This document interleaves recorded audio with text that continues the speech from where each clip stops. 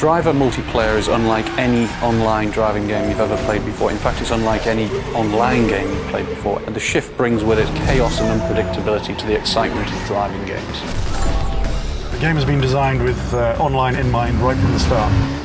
One of the problems with multiplayer driving games is that quite often on the first bend in a chase or a race, if you have a crash, that can be the end of the fun.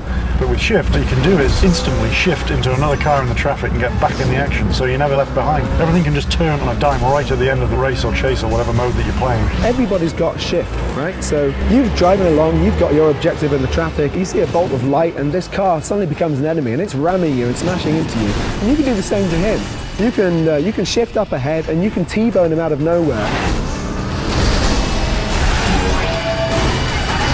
We have 11 modes for the online element. We have a mixture of cooperative, team-based games and also adversarial games as well. And they range from the usual online games, races, tag, but also some interesting base defense games as well.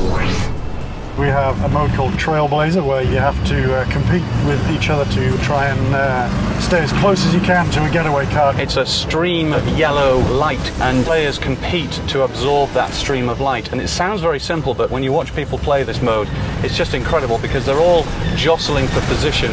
We took some inspiration from other genre of video game like FPS. So we have Capture the Flag, where obviously you have to find a flag and carry it to your base. And the others, they try to ram down your car in order to make the flag fall. Then you can grab it and bring it to your base. Shift is also a little bit different in online multiplayer. It has 3 functions. One of those is car spawn, which just spawns a car on the spot. You can also transform a car from one car into another car. So say you end up in a slow vehicle like a bus, you can very quickly transform that into a much quicker car.